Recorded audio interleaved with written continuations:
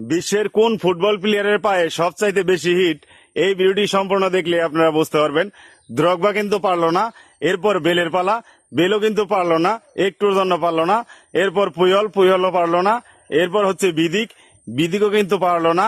এরপর হচ্ছে তোরে ইয়া ম্যানচেস্টার সিটিতে মাঝমাঠে খেলতো, তার পায়েও কিন্তু প্রচুর হিট ছিল, সেও পারলো না। এরপর হচ্ছে স্পেনের কার্লোস পুয়েল, তার পায়েও কিন্তু প্রচুর হিট ছিল, কিন্তু সে পারলো না।